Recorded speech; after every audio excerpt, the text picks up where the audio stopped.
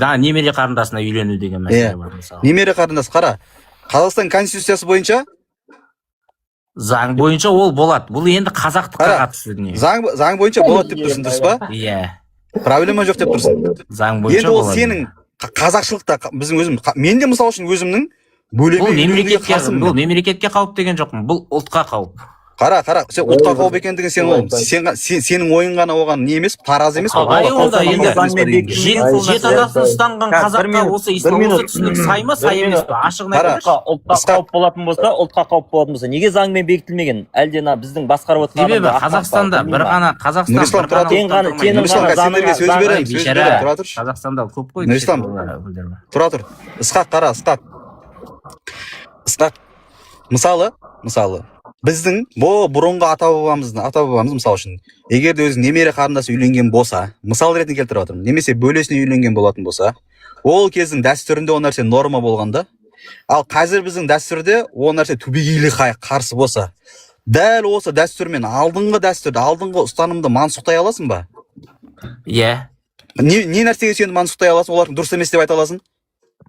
Мына жеті ата кейінгі тәжірибе неге шыққанына қараймыз ғой. Кейінгі дүние ол бір тәжірибеге сүйеніп шықты ғой. Демек, жақын біреулер үйленді, олардың некесінен шыққан бір кемшіліктерді көрді адамдар. Оның түп тамыры бар ғой, соған қарайсың. Жоқ, ол қазір біздің ұстанымда ол нәрсе қараланады, ол нәрсе істелмейді. Бірақ алдыңғы біздің ата-бабам егер сол нәрсе істеген болатын болса, сен оны бұл қате істеді, олар дұрыс емес деп айта алмайсың. Дұрыс емес деп айту үшін сол кездегі ұстаныммен олардың сенімі арқылы олардың сен қате екендігін дәлелдеп беру керек. Сосын анау сен денсаулыққа зиян, балаға зиян деген бұл абсолютті шындық емес. Шындық па? Әрине шындық, мутация нелердің. Қалай абсолютті шындық ол? Жақсы, сонда былай ғой, жақын туыстық некелердің аурулардың, генетикалық аурулардың ықтималдығын арттыратынына келіспейсіңдер ма? Жоқ. Ғылым бойынша қанша пайыз? Ғылым бойынша қанша пайыз? Келіспеу деген сөз 0 деген сөз да ол. Жоқ, жарайды. Бір позицияны айқындап алайықшы. Жақсы, осы позицияны айқындап алайықшы. Позицияны айқындап алайық. Мен жақын туыстық некелерге қарсымын. Сендер жақты ұстайсыңдар ма? Жоқ, біз қарсымыз. Мәселе бұл жерде емес. Мен қарсы адамдар көріп тұрған жоқпын. Сендер маған қарсы сөйлесіп отырсыңдар да. Демек, сендер соны қолдайсыңдар ғой. Давайте бөлініп алайық екі жаққа. Сендер туыстық некені қолдайсыңдар ма, қолдамайсыңдар ма? Жоқ, қара. Туыстық некені қолдайсыңдар ма, қолдамайсыңдар ма? Туыстық некені қолдамайды ешкім жоқ. Қалай қолдамасаңдар, ислам рұқсат берсе де қолдамайсыңдар ғой. Қара, сонда ислам рұқсат берген нәрсенің бәрі орындалу керек деген нәрсе ме? Жоқ, ислам рұқсат берген нәрсе дұрыс болса қолдайтын дедіңдер ғой сендер. Қара. Жақсы, қара, былай сөйлесейік. Қарсы шығуларының себептері бар ғой. Не, дәке, мен бағанадан бері ұйғыр сөйледі ғой, мен бір ауыз сөйлейінші. Былай ғой, қараңыз. Жапшы өзіңді. Ысқақ, олай бір-бірін оскорблять етпеңдер, мазақтамаңдар олай, Ысқақ. Қалай, былай ғой, қараңыздар. Деңгей осы ғой. Ақыры осы біріншіден жеті ата мәселесіне кіріп отырық қой. Якобы в кавычках ойбай деп мынау отырған қазақтың атынан сөйлеп тұр ғой. Енақты чистый қазақтар оқыған кезде қазақтың атынан сөйлеп отыр ғой. Былай бүйтейік. Әлемде, логикамен конкретіңіз алып қарайық негізі. Әлемде 8 миллиард адам бар ма?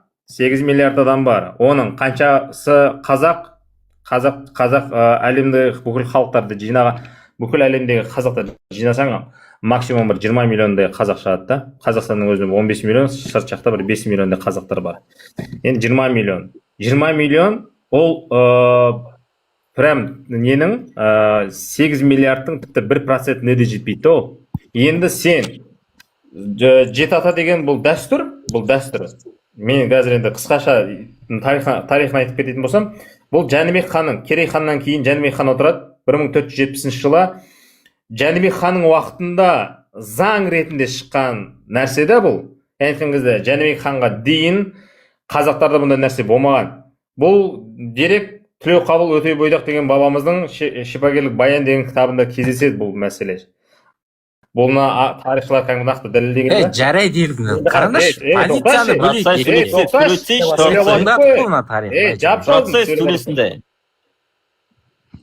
Саған сөйлеп отқан жоқпын мен. Тоқта. Қараңыздар, енді Жәнібек хан оны шығарған кезде заң ретінде шығарады да, неге өйткені ол жерде жаңағы причинасын келтіреді. Яғни ол жерлерде өте үлкен оба ауру таралып кетеді да, жұқпалы аурулар тарап кеткен кезде Жәнібек хан Тілеуқабыл Өтебай бабамызды шақырып алып одан сұрайды. Ол кісі жаңағыдай шипагер, өте қазіргі тілмен айтқан кезде медицина саласының мықты маманы болған кісі ғой. Содан сұрайды, қандай аурудың алдын алу қиын болады деген кезде, тұқым қуалайтын аурудың алдын алу қиын болады деген. Оның жалпы айтқан кезде емдеу жолы, оны тоқтатудың амалы бар ма дегенде, алыстан қыз алуға алу керек дейді да. Ол сөйтеді, ол кісі жаңа Омар ибн аль-Хаттабтың сол уақыттарда пайғамбарлығының хадис бар ғой, алыстан қыз алыңдар бала сау болып туады деген сондай хадисті негізге ала отырып сол нәрсені айтады. Сөйтіп кейіннен оны кім жаңағы Жәнібек хан соны заң ретінде шығарады. Кім 7 атадан жаңа жақындап қыз алып үйленетін болса, бұны жаңа өлім жазасына кесілсін дейді. Кейіннен енді бұл жалпы айтқан кезде дәстүр ретінде қалыптасып кетеді да, бірақ ең қызығын қараңыз.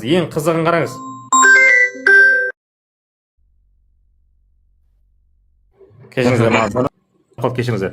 Не ғой, ең қызығын қараңыздар. Мен даусым естіліп тұр ғой, Дәке, ең қызығын қараңыз енді. Қазақ хандығының уақытында Тәуке ханды білеміз ғой біз. Жаңа Тәуке ханның уақытында 1680 жылдары 7 жарғы деген қазақтың ата заңы қалыптасты, дұрыс қой? Ата заңы қалыптасқан кезде оны Тәуке хан жалғыз жазған жоқ, оны қазақтың 90 биі бірігіп отырып, әр жүздің басында жаңағы ұлы жүзден шыққан 30 бидің несіне төбе би қылып Төле биді қойды, орта жүзден шыққан 30 бидің төбесіне Қазыбек биді қойды, кіші жүзден шыққан 30 бидің үстіне Айтеке биді қойып, 90 би бірігіп отырып сол заңды шығарады 7 жағын. Енді қараңыз, ең қызық парадоксы сол жаңа неде жаңа 7 жарғыда мынандай пункті бар. Төрелер бар ғой, төрелер, хан тұқымы. Соларға 7 ата дәстүр ұстамауға болады, рұқсат етілген. Сонда қараңыз, ең қызығын қараңыз. Сонда мына қазір өтіріктен в кавычках 7 ата деп өтіріктен исламда жаңа туысқан, жақын туысқандардың 3 атадан қыз алуға беруге болады деген әңгімені айтып жүрген ақымақтар. Сонда не қазақтың салт дәстүрін, заңын Төле би, Қазыбек би, Айтеке биден жақсы білеміз деп тұр ма? Жоқ. Олар жақсы білген, бізге қарағанда. Жақсы білген. Не болды сонымен туыстық некен қолдайтын болдың ба? Жарты сағат сөйледің, айта салсай қысқасы, я қолдайым, қарындасымды аламын, алмаймын конкретно. Аузын жауып отыр еді. Айтсыңдаршы, қай жақтасыңдар сендер? Туыстық неке жағындасыңдар ма? Туыстық некеге қарсы жақтасыңдар ма? Жарты сағат мыжығаның сол қарындасыңды ақтау үшін себеп іздеп отырсың ба? Қарындасыңды бәрібір аламайсың. Төле биді айтсаң да аламайсың сен. Мен бірдеңке бір сөйлеп Тәукені айтсаң да қарындасың да алмайсың. Нүктесін айтайын, қара, Ысқақ. Құран мен хадиспен ислами түсінік бойынша Құранда бізде нақты кімдерге үйленуге болады, кімдерге үйленуге болмайтындығын нақты айтқан. И бұл нәрсе Құранда айтылған нәрсе 100% орындалу керек. Бұны орындаңдар деген нәрсені білдірмейді. Мысалы үшін Алла Тағала Құран кәрімде кулу вашрабу дейді, жеңдер және ішіңдер дейді да. Бізде әл-әмір юфидул уджуб деген қағида бар исламда. Сен оны түсінбеуің мүмкін. Яғни бұйрық келді ме, ол орындалу керек деген үлкен қағида да. Енді мына жерде жеңдер деген әмірмен келіп тұр, бұйрық раймен келіп тұр. Бірақ бізде кез келген бұйрық орындалуды міндеттеу үшін оған қарина себеп керек та. Себеп болған кезде ғана ол орында міндет қалады. Яғни адам жеп ішу ол міндетті емес. 10 күн, 20 күн, 1 ай ашығатындар да бар. Мысалы, соны олар күнәһар болма деген секілді да. Яғни Құранда рұқсат етіліп келген нәрсенің барлығы ол орындалу керек деген нәрсені білдірмейді. 7 атаға дейін бөле деген секілді нәрселерге дінде рұқсат бар, бірақ ол орындалу керек деген нәрсе емес. Түсініп Ысқақ? Және де қара, пайғамбарымыз саллаллаху алейхи уассалам, сен аятты ғана оқып айтпа былай. Аятты бізге тәпсірлеп несеп беруші кім? Пайғамбарымыз. Пайғамбарымыз алыстан қыз алыңдар деген. Алыстан қыз алыңдар деген. Бұл хадис нақты хадис. Алыстан қыз алу бұл мұстахаб нәрсе. Түсініп тұрсың ба? Енді Ысқақ, қара, сен мысалы үшін заңда бір нәрсе жасау рұқсат деп келді да, заңда да. Соны істеу керек, міндетті түрде осы істеу керек жерде деп білесің ба сен оны? дұрыс, мен бір нәрсе айтайын. Осы жерде сендер қате фильтрмен қарайсыңдар. Сендер исламның фильтріне қазақтікі сай келе ма деген қате көзбен қарайсыңдар. Дұрыс емес. Қазаққа ислам сай келе ма деген фильтрмен қараңдар. Қазақта жеті атада жетпей тыйым болатын болса, исламда рұқсат болатын болса, ислам қазаққа сай ма деген көзбен қараңдар. Сендер наоборот қарайсыңдар да, бірдеңе десе, оған исламда рұқсат берілген ғой дейсің. Жоқ, наоборот, сендердің айтып отырғандарыңа қазақта рұқсат берілген ба деп сұрайықшы. Болды, сөзін тыңдадық, иә, жарты сағат сөйледің, енді тыңда, қара, саған сұрақ. Жарты сағат сөйлеген десе, 30 секунд болды мен сөйлеген. Ол мен емес саған сұрақ. Заңда әке Анау шешесінің бауырың қарттар айтып үйіне, отырсың ба, Ери? тота қараса екеу. Әке шешесінің қарттар үйіне өткізу заңда рұқсат. Саған міндеттей аламыз ба? Сен міндеттісің ғой. Міндет дегенді айтқан жоқпын саған. Болды. Енді қара. Енді қара. Тоқташы, мен сендерге опять же бірақ нәрсе айтайыншы, мына тыңда. Сендер қазақ тоқташы. Бірақ нәрсе айтып отырмын. Адеп сақта, микрофон жап. Адеп сақта, сайқалданба, адеп сақта. Адеп сақта, сайқалданба. Сөйлесін да, кім кір? Ысқақ кір. Сөйлесін рұқсат берейік оған. Кезек адам секілді мәдениетті сөйлесейік.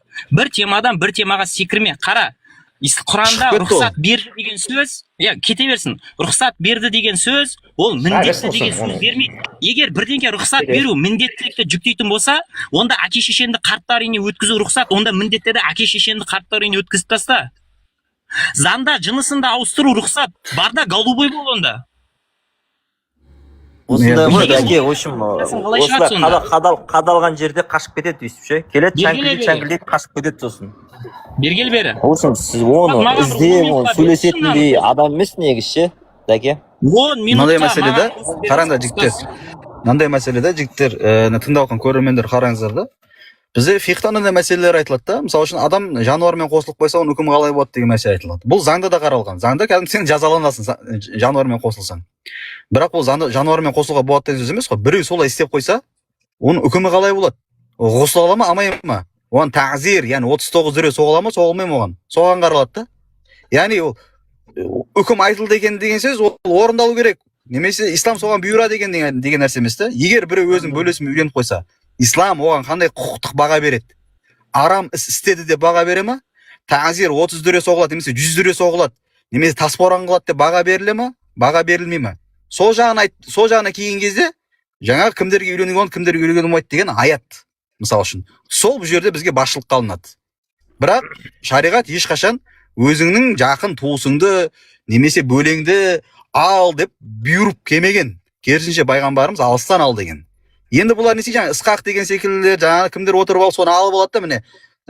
Сендер сонда қазақтың дүниетанымы болып қарсы, сонда ислам соған рұқсат ете ма деген секілді қылып аузынан иә немесе жоқ деген сөзді ғана шығарғысы келді. Жоқ, оны түсіндіруді қажет ететін мәселе ғой бұл деген. Провокация. Мен жаңа сөзімді бөліп жіберді, әкеге бөліп жіберді да, бұл хайуаншы. Негізі былай ғой, мен бір нәрсе айта салайыншы жаңа.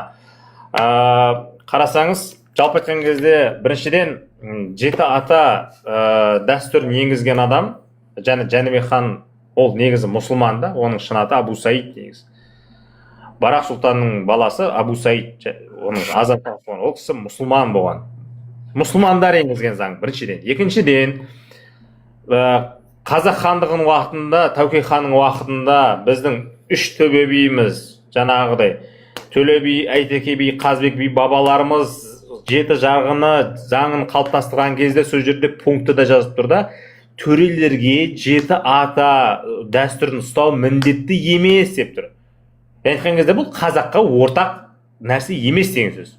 Неге? Өйткені бұл жабақтың қатып қалған дәстүр емес деген сөз да. Енді бұл как бы рекомендация ретінде. Екіншіден, Ысқақ жаңағы сөзіне логикалық қайшылық бар сөзінде.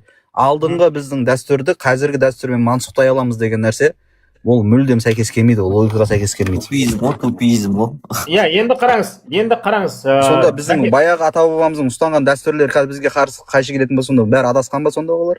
Вот, именно. Мен қазір тағы да мына жерде бір нәрсе қосайын. Мен жаңа бастапқы сөзімді бекер айтқан жоқпын да. Мысалы 8 миллиард адамның 20 миллион ғана қазақ болатын болса, енді 20 миллион адам ғана 8 миллиардтан 20 миллион адам жеті ата деген дәстүр ұстанатын болса, сонда 7 миллиард 980 миллион адам сонда жаңағыдай не арсыз, сондай жаңағыдай бір жиіркенішті халық деп айтасың ба сен? Айтуға ешкім хақы жоқ қой, біз өйтіп айтуға хақымыз жоқ. Бізде мысалы жеті ата деген дәстүр бар да, бірақ басқа ұлттарда ондай жоқ. Мысалы европалықтарда вообще жоқ ондай, африкалықтарда мүлдем жоқ, американецтарда тем более жоқ. Сен оларға барып сендерді жаңағыдай жиіркенішті, сендер жаңағыдай бір пасық халықсыңдар деп айтуға біздің хақымыз бар? Жоқ, біз өйтіп айтуға хақымыз жоқ біздің. Біз ол арқылы өзімізді көтермелеуге де хақымыз жоқ та. Және ол нәрсе негізі жаңағыдай ғылыми түрде зерттелген кезде ол нақты, ол жеті атадан қыз алған кезде прям қан тазалады деген мәселе, ол да тоже под сомнение қойған ғалымдар бар да, ондай дәлел деректер. Оны бәрі учитывать етуге болады да. Егер де ол нақты 100% болғанда еді, оны бүкіл дүние жүзінде ол қолданылатын еді, ол нәрсе ше. Мысалға қазір қарасаңыз, дәке, Қазақстанның өзінде қазақтардың арасында да жас туып жатқан балаларда да қаншама аурулар пайда болып отыр ғой. Иә, дұрыс. Бірақ жігіттер андай эмоция деген нәрсе ол не да, ұстай алмай қалады кейде. Жаңағыдай андай сөздерді айтып қоймаңдар, айтып қоймайсыңдар, жаңа бір жеке басына кіретін сөздер, олар скрин жасап алады ертең. Үстерін ажырап жіберуі мүмкін, сондықтан да байқаңдар, иә. Болды. Бірақ өздері кіріп отыр, көрдіңіз ба, байқадыңыз ба? Провокацияға шақырып әдейі.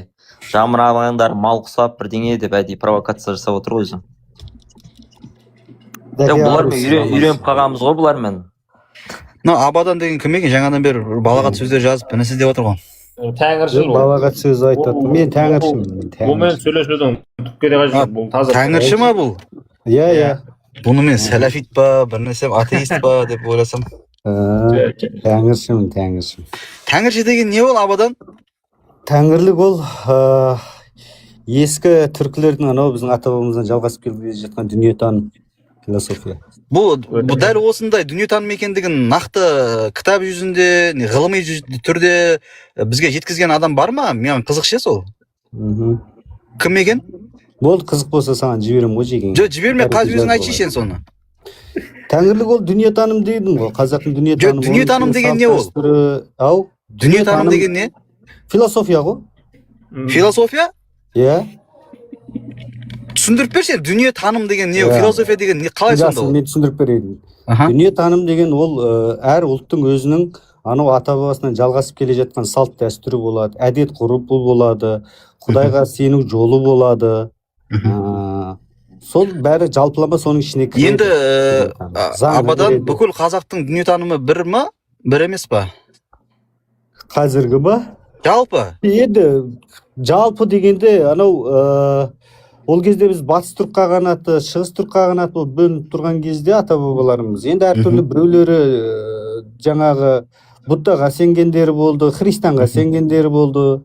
Одан кейін бертін келе исламға сенгендері болды. Ол сенім деген алмаса береді ғой, бірақ ұлтты. Сонда осы тәңіршілік дүниетанымда болғандар ғана дұрыс қазақ, иә олар?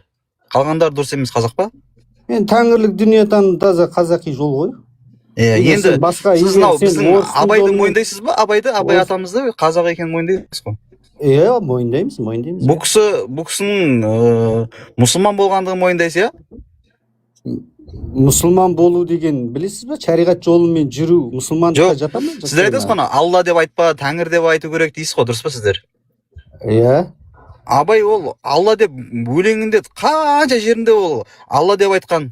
Иә, Алла деп айтқан білем, мен оны жоққа шығармаймын, бірақ енді Абай сонда ол сіздердің дүниетанымыңызға қарсы келетін қазақ болды ма сонда ол? Болды, қазір айтамын, иә. Қараңыз, Абай Алла деп айтқанның өзінде, бірақ шариғаттың толық қазаққа қаншалықты сәйкес келетін зерттеу. Ол жағын шариғат жағын қоя тұрайық. Ода тұрған ешкім. Мысалы кезінде Тәңір деп айтты қазір. Одан кейін Құдай деп айтты. Құдай өзі білесің парсы тілінен келген. Одан кейін Аллаға ауысты. Ол ауысқанмен түбірі, иә, айта бер. Енді қараңыз. Шариғат дегенді былай қоя тұрайық. Абай. Алла деген, Құдай деген дұрыс па? Сіз басыңыз айттыңыз. Сөзіңіз басыңыз айттыңыз. Қазақтың дүниетанымы дұрыс дүниетаным болады, қашан ол тәңірлік жолын ұстанса дедіңіз. Енді тәңірлік жолында Алла деген нәрсе жоқ дейсіздер сіздер, дұрыс па? Алла деп айтуға болмайды дейсіздер. Иә? Иә. Енді абай мына жақта алла деп айтып тұрған болатын болса, құдай деп айтып тұрған болатын болса, алла ол жалғыз деп айтып тұрған, оның серігі жоқ деп, ләмәкән деп айтып тұрған болатын болса, шәкәрім ол мұсылмандық тұтқасы деген кітап жазып шыққан болатын болса, кәдімгідей ол біздің ислам дінінде өте үлкен ғалым бар да, ол Ибн Абидин деген өте үлкен атынан ат үркейтін ғалым да. Сол кісіні қателессіз деп тұрыпты кәдімгі кітабында жазғанда, ол үлкен ғалымға жауап берген, яғни қай кезде мына ісін істесе адал болады, арам болады деген кітап жазған шәкәрім да, мысалы былай қарататын болсақ. Сонда алла деген абай мен мұсылмандық тұтқасын жазған мынау шәкәрім, сонда ол сіздердің дүниетанымыңызға қайшы келетін адасқан қазақ болды ма сонда ол? Шәкәрім, Абай, біздің тұлғаларымыз. Ол кісілер сол алла деген мынау дін таратып келгендер арқылы білгеннен кейін бұлар алла деген біздің тәңірлік ұғымдағы сол тәңір жаратушы деп түсінді да. Бірақ нақты шариғи жолға кірген енді дәл осы қайдан алдыңыз сіз? Қайдан алдыңыз ол сөзді?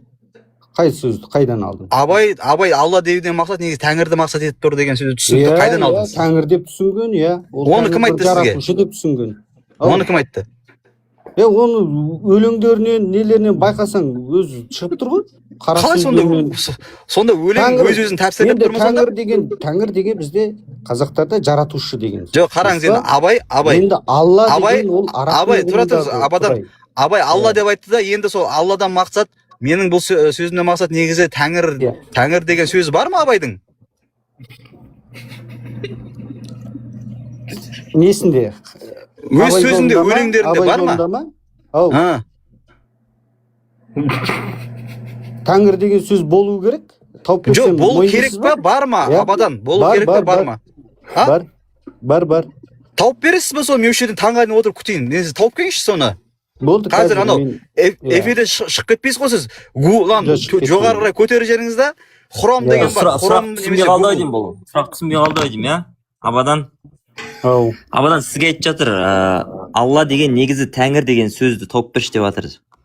Түсіндіңіз ғой? Ана тәңір деген бір жерде айтқан сөзден әкелмеңіз. Шәкәрімнің өзінде де бар ғой, тәңірін іздеп бір моңғол деп. Жоқ, сізге Нұрислам, тұра тұр.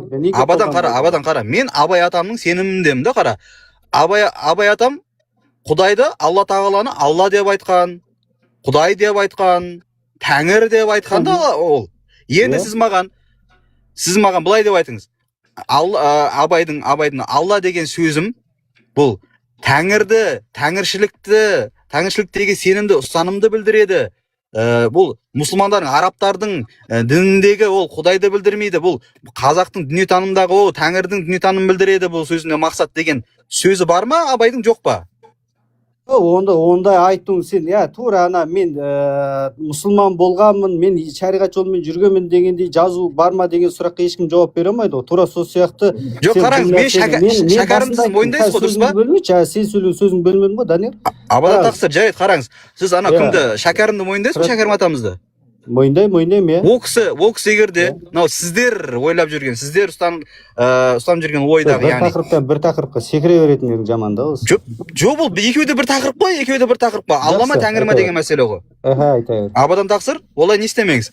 Қараңыз, сіздердің ойларыңыз ойлап жүрсе, кімде-кімді шариғат дейтін болатын болса, Құдай дейтін болатын болса, ол арабтың ұстанымы, арабтың діні, бұл араб қол дейсіздер сіздер, дұрыс па? Енді Шәкәрім, дәл осы арабтардың ұстанған, немесе арабтардың жазған мәселесін бізге жазып берген, өзінің мұсылман тұтқасы деген. Әлде мойындамайсыз бұл кітабын? Мойындайсыз. Сонда Шәкәрім де сонда араб қолы болды ма сонда ол? Ол кәдімгідей дәрет бабынан иманнан бастап, Құдайға қалай иман келтіру керек, періштелерге иман келтіру керек деген нәрсені, аңды қалай аулау керек, намазды қалай оқу керек, намаздың бүкіл баптарына дейін айтып бастаған да Шәкәрім. Сонда ол қалай болды сонда ол? Берсем болады, дәл осыған жауап беріңізші. Басқа тақырыпқа бұрмалап кетпейсіз ғой. Мен сізге басында айттым, Шәкәрім болсын, Абай болсын, ол мынау қазақтың тәңірлік дүниетанымындағы тәңір деген атау, Құдайдың жаратушы деген түсінігіне қалыптасқан мағына ретінде қабылдаған. Өйткені олар қазақтың түсінігінде Құдай деп түсінгеннен кейін олар солай айтады. Ал мына сендердің шариғи жолмен келген мына алла деген араптан келген атау ғой, енді оны ешкім жоққа шығара алмайды. Ол түсінікпен қабылдаған болса ол кісілер, ол дінді қабылдамас еді. Өйткені қарашы, қазақ, шәкәрім да қазақ, Абай да қазақ, ата бабасы да қазақ, олар Аллахтың рұқсат беріп тұрған дүниесіне олар қарсы шықпас еді. Егер шынайы мұсылман болған болса, олар қарсы шығып тұр. Қай жерінде қарсы шығып тұр? Шәкәрім болсын, Абай болсын. Жауап берем. Абай болсын, шәкәрім болсын, мына 2-3 атадан кейін үйленуге қарсы олар. Ой, Алла, қайтарып. Шариғи жолда ол дұрыс емес деп санайды. Қазақи жолда ол дұрыс емес деп санайды. Абадан тақсыр. Демек сіз бұлай мойныңыз қабылдау. Ол қалай толыққанды мұсылман деп айтуға болады? Сонда Абай мұсылман, бірақ толыққанды мұсылман емес болсын да? Енді ол шариғи жолмен, шариғат жолын ұстанған мұсылман емес ол. Шариғатты мойындамайды ол. Біз қараңыз, жаңа кім ана муслим бауырымыздың сөзін мен сізге айтайын. Бізде заңда анаңды, әке-шешеңді қарттар үйіне өткізу бар, заңы бар, дұрыс па? Болады деген. Енді сіз шығасыз да бияқтан, жоқ мен әке-шешемді қарттар үйіне өткізбеймін десеңіз, сіз сонда Қазақстан Конституциясының заңын мойындамаған боласыз ба? Толыққанды заң ұстанбайсыз ба сонда? Болды, жауап берейін. Ол бойынша Қазақстанда 18 жастан кейін үйлену рұқсат, бірақ міндет емес, дұрыс па? Әке-шешесін өткізу қарттар үйіне. Рұқсат, бірақ міндет емес қой, дұрыс па? Дұрыс қой, дінде сонда Абай да соны айтты ғой. Енді қара, Абай сізге соны айтты. Енді қара. Дінде рұқсат, адамдардың ойлап барлығын істеу керек деген нәрсе емес. Болды, қазір айтамын, міне. Адамдардың ойлап тапқан заңы мен Алланың заңын екеуін қатар қойып отырсыз ба сонда? Қалай сонда? Шариғи жол Алланың жолы емес па? Шариғат. Енді Алланың беріп тұрған рұқсатын. Мен сізге дұрыс емес деп қабылдау. Шариғатта үкімді және Абайдың 7 атаға дейін, 3 атадан кейін 3 атаға дейін қыз алыспаңдар дедіңіз, не еттіңіз соны? Сол сөздің негізгі асыл мағынасы қандай екендігін сізге мынау сіздің түсінігіңіз бойынша мысал ретінде келтіріп тұрмын сізге Конституцияны. Салыстыруға келмейме әлде? Әрине, ана Аллахтың, анау жаратушы Құдайдың заңы менен адамдардың заңының сәйкес келмейтіндігі өзі түсінікті болып тұр да, өзіңіз мойындап тұрсыз. Оны жоққа шығара алмай отырсыз. Сол үшін ол қараңыз, адамдардың ойлап тапқан заңы менен Алланың заңын қатар қою қалай болады? Например, адамдардың қойған заңында рұқсат жоқ, ал Алланың заңында рұқсат болып тұр. Сен рұқсат Алланың бір жаратушы Құдайдың беріп тұрған рұқсатына, мынау дұрыс емес деп, оған қарсы шығу қалай ол? Жоқ, бұл жерде қарсы шығу бар. Қарсы шығу бар, және міндеттеу бар. Екеу бөлек. Қарсы шығу мен міндеттеу екеу бір ма? Абадан. Рұқсатына қарсы шығуға болады ғой да? Жоқ, қара. Қарсы шығуға болатын сөз емес. Істеу міндетті емес. Істеу міндетті емес, бірақ қарсы шығуға болады. Қалай қарсы шығуға болмайды, бірақ істеу міндетті емес. Например, мен қарсымын 2 атадан үйленуге қарсымын. Мен де қарсымын. Сіз онда неғып Алланың заңына қайшы шығып тұрсыз? Мен қайшы шыққан жоқпын, істегім келмей тұр мен оны. Сіз қарсы шығып тұрсыз ғой. Қазір айттыңыз ғой, мен де қарсымын дедіңіз ғой. Сонда сіз ата-ананы неге өткізуге керек, өткізуге болады десе қарттар үйіне. Мен өткізбеймін десең, сонда заңға қарсы шыққан боласыз ба? Заңға емес, мен өзімнің қолымнан бағу келетін болса, конечно, қарсы шыға аласың. И чё? Заңға қарсы шығу емес, ол міндетті орындау. Бұл да сондай ғой енді, бұл да сондай ғой. Енді бұл жерде адамдардың ойлап тапқан заңы менен Алланың заңы қатар тұр ғой. Сіз айтып жүрген Құдайдың заңы. Сіз екі нәрсені айтып тұрсыз бұл жерде. Екі нәрсені бір қылып айтып тұрсыз. Адамдардың ойлап тапқан нәрсесі Құдайдың заңымен бірі ме деп тұрсыз? Бұл бөлек бір мәселе. Түсінтіз бе? Қалай бөлек бір мәселе? Біздің негізгі қозғайтын мәселеміз, адамдар ойлап тапқан заңды егер қабылдамасаң, оған қарсы шығу ма? Және Алла тағала Құран кәрімде айтқан үкімді орындамасаң, Аллаға қарсы шығу ма? Осын талқылап тұрмыз біз. Түсінтіз бе? Ана екеуі бір деңгейде ме деген мәселе ол, екі бөлек мәселе ол. Түсінтіз бе? Екінші мәселе ол. Енді осы мәселені шешіп алмай сен бұны талдай алмайсың ғой. Қалай талдай алмайсың? Онда жауап беріңізші. Алланың заңы менен, Алланың Құдайдың заңы менен адамдардың ойлап тапқан заңы бір-біріне сәйкес келе ме? Сурет қоя бермеші. Тоқташы, мен бір сұрағым бар. Дәке, мен бір сұрағым бар, өтініш бола ма? Тұра тұрды. Осы теманы жауап алайық, жан-жаққа басқа темаға алып қашпай. Дәке, муслим көтере салшы. Қазір жамырап Абадан сен бірінші шәкәрім мұсылман ба, мұсылман соны айтшы болды. Шәкәрім шариғат жолын ұстанған мұсылман емес ол. Сонда кітаптары ше, не үшін жазды кітаптарды? Кітаптар не үшін жазды? Сіз білесіз бе Шәкәрімнің кезінде қандай жазулар қолданғанын білесіз бе? Қандай? Шағатай тілі болсын, басқа тілі болсын, төтеше жол болсын. Жақсы, сол жазбаларында нақты Шәкәрімнің жазбалары бар ма? Бар. Түпнұсқалары. Бар. Көрсетіп беріңізші қане. Нұржан Смағұл ұстаз дәл осыған бойынша өзінің түпнұсқасын барлығын алып, соған диссертация қорғап шықты. Мемлекет оған кәдімгі диплом берді, диссертациясын қабылдап. Енді осыған қарап сол жазған жазбасына негізделіп, сіз жалпылама Шәкәрімді толыққанды мұсылман деп айта аласыз ба? Айта аламын, конечно, мұсылман өзі айтып тұр ғой, мен мұсылман деп өзі айтып тұр ғой. Жақсы, сонда шариғат жолымен толыққанды жүрді деп есептей аласыз ба? Сіз заңмен толық жүре аласыз ба? Сіз заңмен? Сіз заңмен толық жүре аласыз ба? Әрине заңменен, заңға қарсы келмесең, заңды заңға бұзбастан амал ете аласыз ба деймін? Заңға қарсы шықпасаң, конечно, сол жолы. Жоқ. Сіз абадан сіз вообще түсіңіз келіп тұр ма, түсіңіз келмей тұр ма? Заң бар да, сол заңды бұзбастан, өміріңізде заңды бұзбастан жүре аласыз ба деймін? Әрине болады. Жоқ. Жүргенсіз бе әлде бұзғасыз ба? Бұзған емеспін. Мүлдем заңды бұзған емессіз ба? Жоқ. Енді қараңыз, дәл сол секілді. Шариғатты толықтай, ешқандай несіне харамына түспесен, арамына түспесен ұстанатын мұсылмандар бар да. Бірақ сіз айта аласыз ба? Бүкіл қазақтың барлығы, Қазақстанда өмір сүретін барлығы заңды бұзбай жүре алады деп айта аласыз ба? Айта алмаймын. Айта алмайсыз. Дәл сол секілді исламда да заң бар, ол қазақтың заңына сәйкес келмесе де исламда да заң бар. Мұсылмандар толыққанды Алла тағала бұйырған үкімді 100% орындайтын мұсылман кемде кем, түсініп тұрсыз ба? Орындай алмайтындар кейбір тұстарда арам нәрсе істеп қояды, кейбір тұстарда күнә нәрсе істеп қояды, түсініп тұрсыз ба? Толыққанды ұстану деген ешқандай үкіміне қарсы келместен ұстану оны, немесе соған сәйкестендіріп ұстану, түсініп тұрсыз ба? Шәкәрімде мұсылман ол біріншіден, түсініп тұрсыз ба? Енді ол кейбір тұстарда намазын қаза қылған шығар оны білмеймін мен оны, арам жеп қойған шығар оны білмеймін мен оны да, мысалы үшін. Бірақ ол мұсылман ол.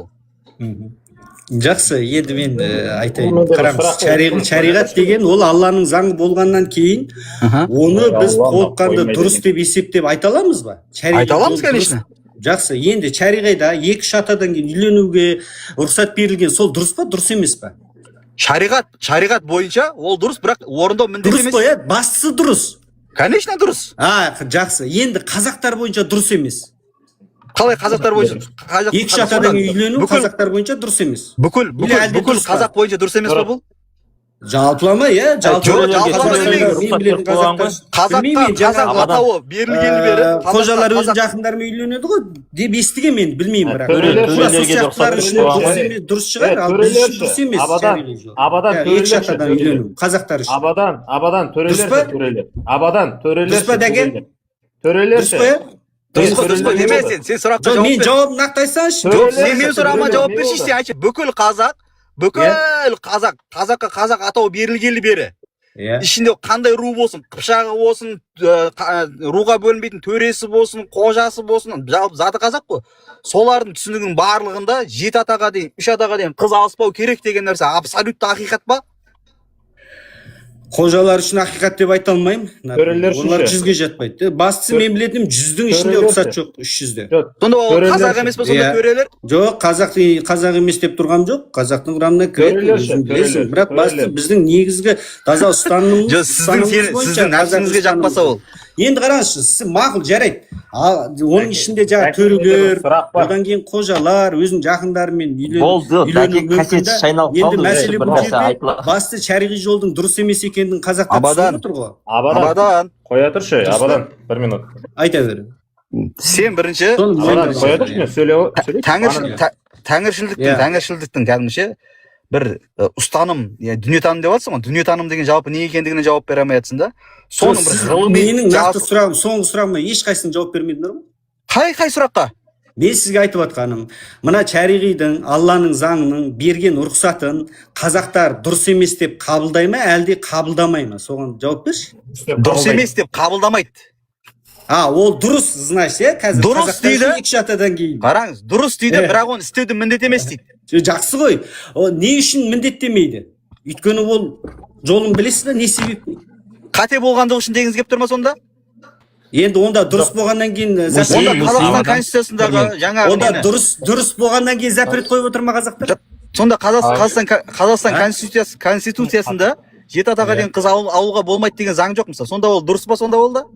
Жоқ, мен айтып жатқан дәстүрді айтып жатырмын. Дәл сіз осыдан алып келе, осы ғой екеуі бір-біріне ұқсас қой. Жақсы, енді қараңыз.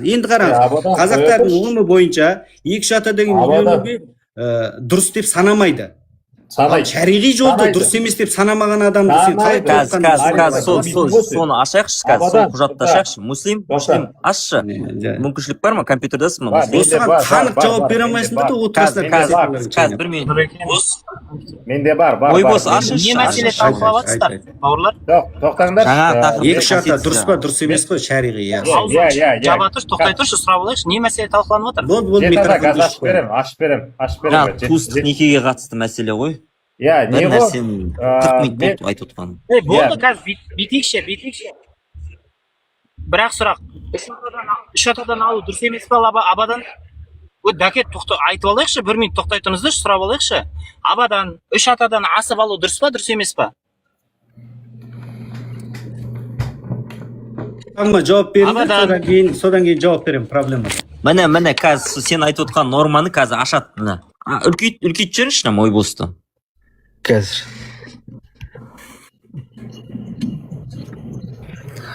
Қандай құжат ашып отқаныңыз мой бос? Мына 7 жарғы. Мына зерттеулер деректі тарихи кәдімгі мәтін.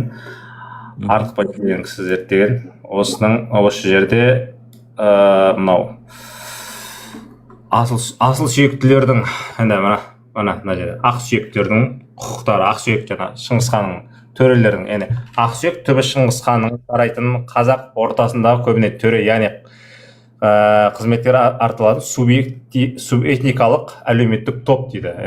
Төрелер туралы келеді, хандық не сұлтандық лауазым әкесі де шешесі таза төрелер дейді. Осы жерде келеді да, қараңыздар. Төре тұқымына некеде 7 ата тәртібін сақтау шарт емес. Не болды абадан? Біздің хандарымызда неке бабында 7 ата дәстүрін сақтау шарт емес деп тұр. Сонда сен біздің хандарымызды Керей мен Жәнібектен бастап тексіз деп тұр. Тексіз деп тұрсың ба сонда сен, или олар не то қазақ деп тұрсың ба сен? Біріншіден. Екіншіден, Абай атамыз 3 атадан қыз алу дұрыс емес деген әңгімесі жоқ. Егер де бар десең, онда маған тарихи, мына мен саған көрсеткендей тарихи фактімен көрсет. Біріншіден. Екіншіден, Абай атамыз, сен жаңа әкесін айтып отырсың ғой. Құнанбай атамыз Меккеге қаржылық жасаған адам ол. Меккеде қаржылық жасаған былай тұрсын. Ол кісі Меккеде барып мешіт соққан адам ол. Ол тарихи факт ол. Ол да тарихи факт. Факт көрсетпеші нақты. Ой, мына кісі. Енді қара. Абадан болды. С тобой все понятно уже, жақсы. Данияр, қарашы, неге сонда бір сұрақты айналдырып кассетаға отырып, осы бесеуің жауап бере алмайсыңдар? Абадан болды, жауап береміз қазір 1 минут. Абадан дауыс естіліп тұр ма? Жаңағы мен Мойбостың айтқанына мен жауап бере салайын, көрсетіп әкелді ғой. Ойбай 7 жарғыда жаңағы төрелерге 7 ата ұстанбай. Сендер ауырасыңдар ма? Ауырып қалғансыңдар ма? Тоқтасай. Мен Мойбостқа жауап берейін. Болды, түсінікті 7 ата ұстанбай төрелерге. Абадан тоқтамай 50 минут сөйледі ғой, тұратса үшін болды. Аргументтер келді, тарихи дерек әкеттерді. Не болып кеткенсің абадан, сен мәдениетін қақта қазақ емессің ба? Мәдениетін қақта сенің. Сенен біз қазір қазақилықты үйренбейміз ба? Сен бізді қазақ емес деп айтып араб қол деп жүрсіңдер. Үйретсе бізге мәдениеттілікке. Тоқтаса бірдеңке сұрайық та сенен. Абадан Аябадан. Қоя берші, жамырайды. Иә, 3 атадан қыз алу үшін. Муслим бірден сұрақтарды қойып тасташы қазір абадан десең бастап кетеді қазір айтады. 7 атадан қыз алу дұрыс емес деген үкімді немен шығарып тұрсың абадан? Сұрағың бітті ма? Енді мен жауап берсем бола ма? Ешқайсың сөзімді бөлмейсіңдер ма? Абадан тақсыр. Сөз Сізді подкастқа шақырсам келесіз ба? Абадан тақсыр. Подкастқа шақырсам келесіз ба? Проблема жоқ, келем. Точно ма? Ол Германияда ұстаз бұл келмейді қақың. Сен сұраққа жауап бер. Елде сендер бәрін біледі екенсіңдер кім қақта екенін, иә? Мен осы да көрсетіп жүрмін ғой, Данияр, уайымдамасай, мен көрсетіп жүрмін, қайда жүріп, қайда тұрғанымды. Абадан. Темадан секірмеш сұраққа жауап берші. 3 атадан қыз алу дұрыс емес деген үкімді немен шығарып тұрсың? Қандай инструментпен шығарып тұрсың? Болды. Сұраққа жауап беремін, бірақ жан-жақтан сұраққа жауап беремін. Мынау сұрақтан сөйлеткізбейсің. Тұра тұрса енді. Мен қазір сөйлеймін, сұраққа жауап бере бастаймын, бірақ жан-жақтан менің сөзімді бөлмеңдер, иә? Егер бөлім десеңдер, ол сұраққа толыққан жауап аламайсыңдар. Иә. Жақсы, уәде беріңдер, жақсы, иә.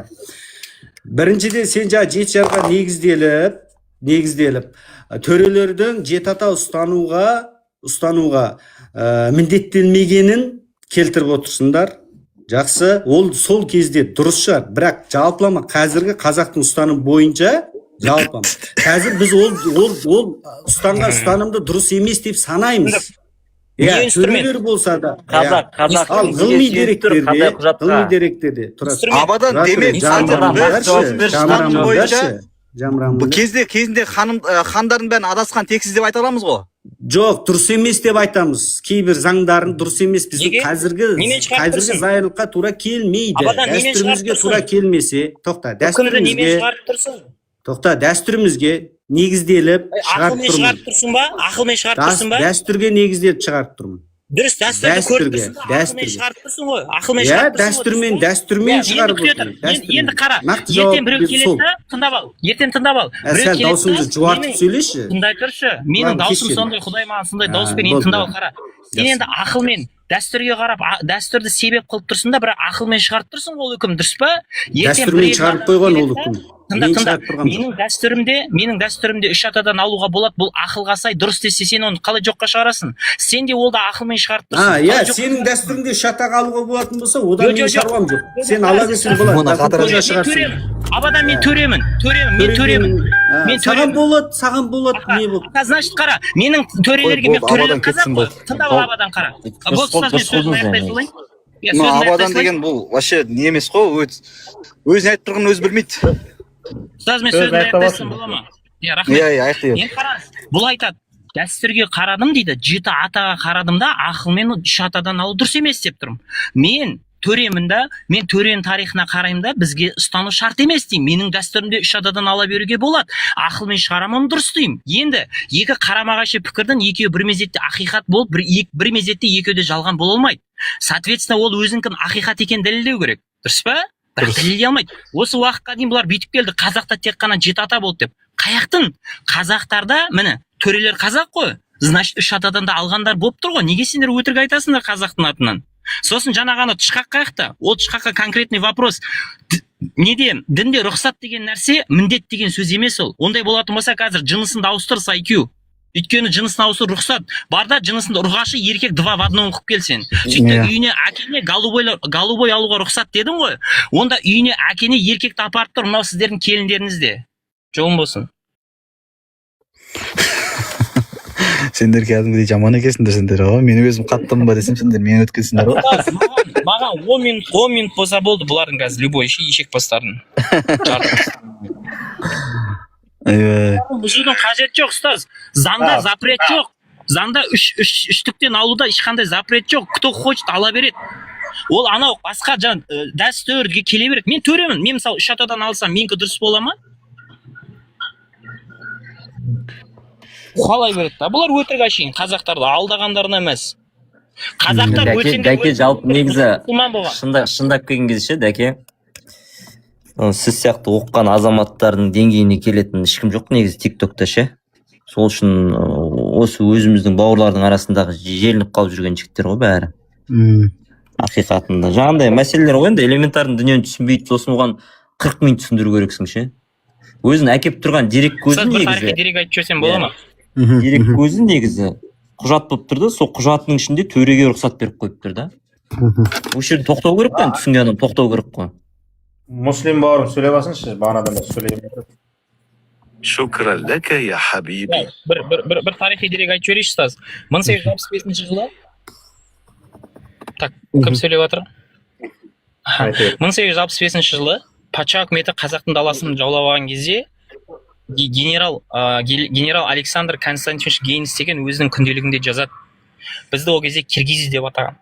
Киргизы все религии, кроме Магометова, считают неверными кафир деп айтады. Өзінің күнделігінде айтады оны. Қаншама тарихи деректер бар қазақтардың мұсылман болғандығына. Енді бұлар айдан салбырап түсін ма? Мен өмірде сыртқа шықсан, біреумен амандашы, күтші амандасқан болмаса, ассалаумағалейкум дейді. Сонда қазақтың тарихы, оның ділі, оның тілі, мынау келеді арабтың тілі, онда мектеп, ақыл, мұғалім, оқу, бәрін алып тастайық.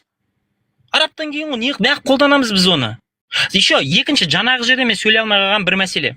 Бұл бір жерді қасиетті деп айтқан үшін қай жерде Қазақстанның қай конституциясында, қай бабында, қай заңында оны араққұл деп айтуға болады. Біреу Москваны қасиетті десе, сен оны орысқұл деп айтып көр.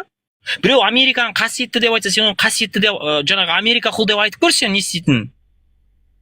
Міне, кім бар? Дархан Абдық деген атеист бар, осылардың үлкендер. Сол айтады, қазақтың жастары, мен айтам, Қазақстан дамымайды, Қазақстаннан кетіңдер дейді. А сендер бір имамды көрдіңдер ме өйстіп айтқан? Керісінше айтады, сен осы елге пайданды тигізуге міндеттісің сен.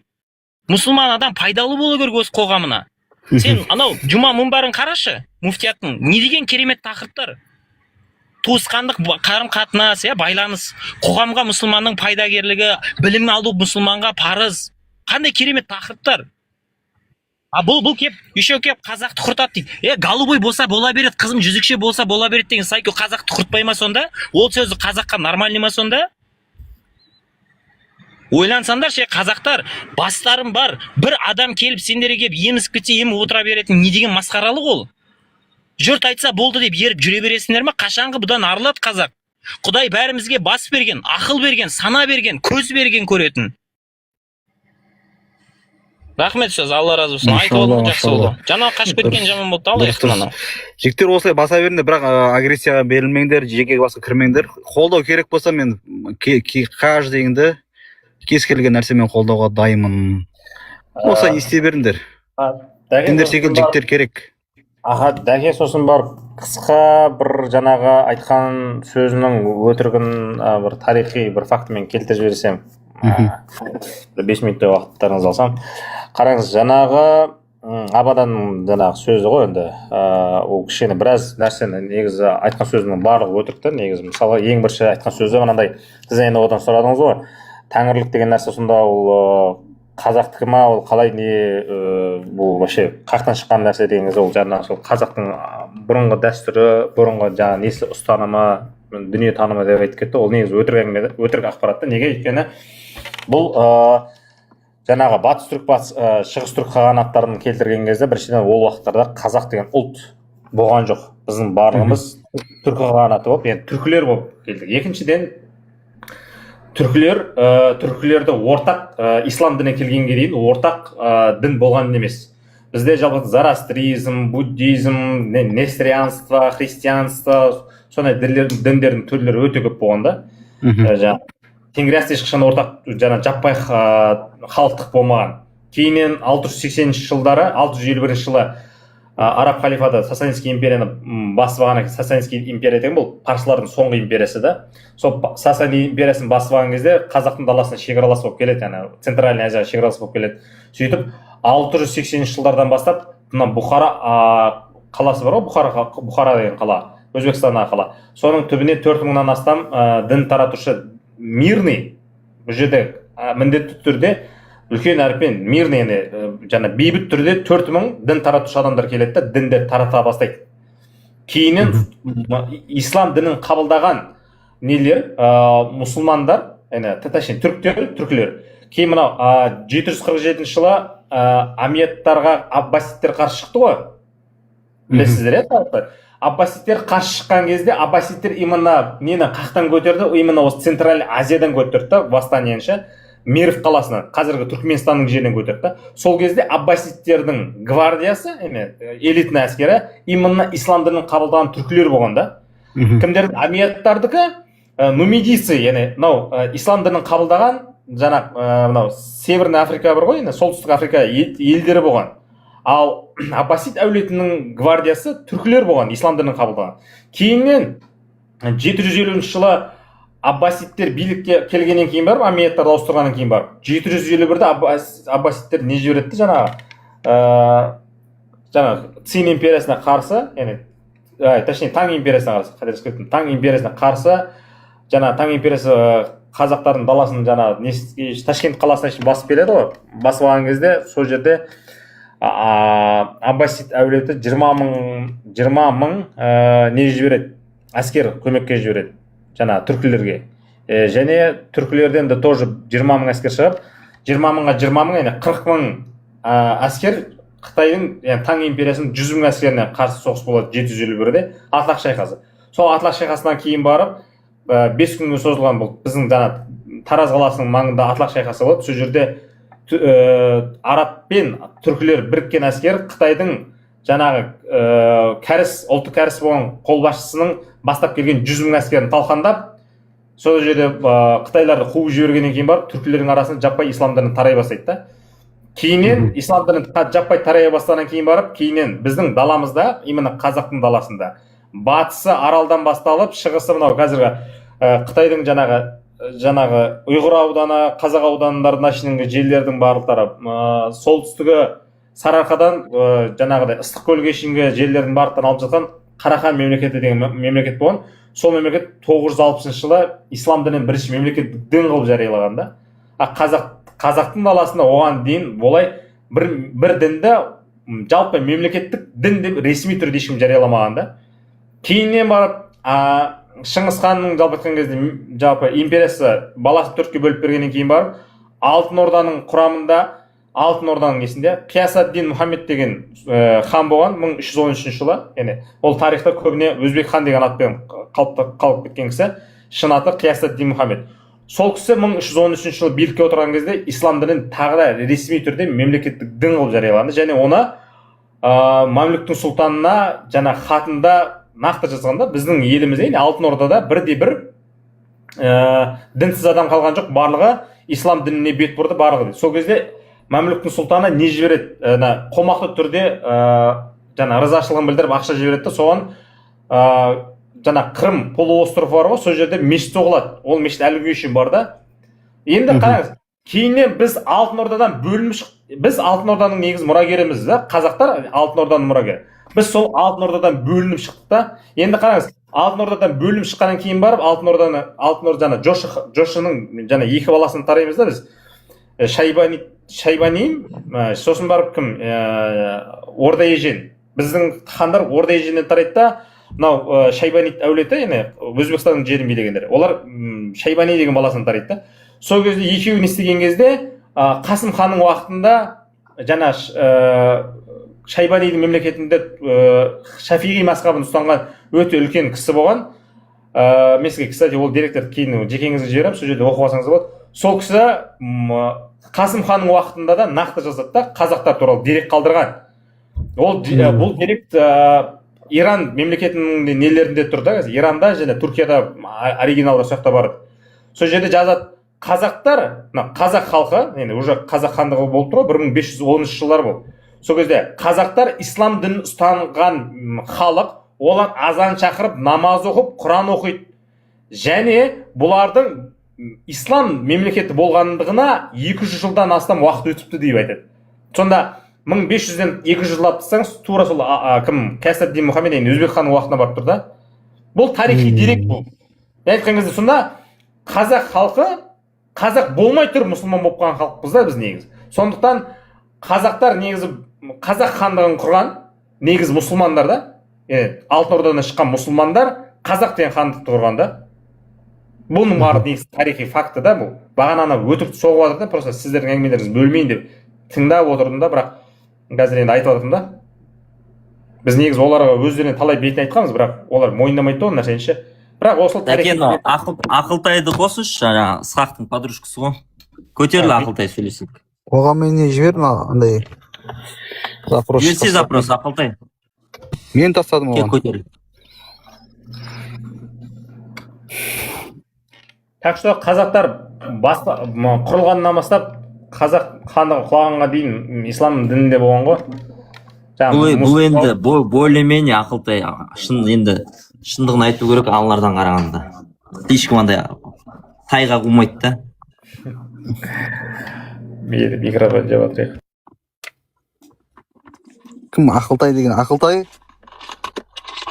Ал кешір, қалдарыңыз қалай? Амансың ба? Жақсы. Армысың деп айтады ма, сендерді қалай деп айтады? Сендерде дейді. Қазақстан шығып кеткенсіздер ма сіздер? Жоқ, ассалаумағалейкум деп айтса қабылдамайсыңдар. Тұр, сендерде деген қалай бұл?